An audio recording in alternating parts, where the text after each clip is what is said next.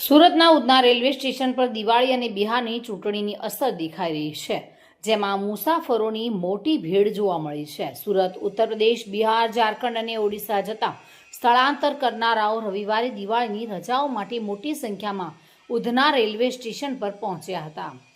ઉધના જયનગર અંત્યોદય એક્સપ્રેસમાં 4000થી વધુ મુસાફરો તેમના ગામ માટે રવાના થયા હતા, જ્યારે ઉધના, થાવરા, તાપ્તી, ગંગા અને 8 અન્ય ખાસ ટ્રેનોમાં 12000થી વધુ મુસાફરો રવાના થયા હતા.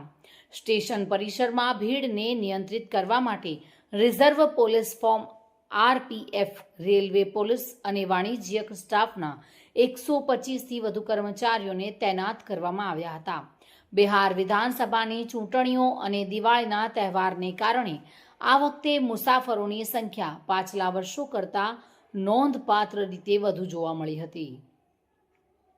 શનિવારે મોડી રાત્રે ઉધના રેલવે સ્ટેશન પર મુસાફરો આવવા લાગ્યા હતા અને રવિવાર સવાર સુધીમાં સ્ટેશન પરિસરના પૂર્વ અને પશ્ચિમ વિસ્તારોમાં હોલ્ડિંગ વિસ્તારો મુસાફરોથી ભરાઈ ગયા હતા. સુનિલ ગાંજાવાલા સાથે bureau report, today Gujarati news.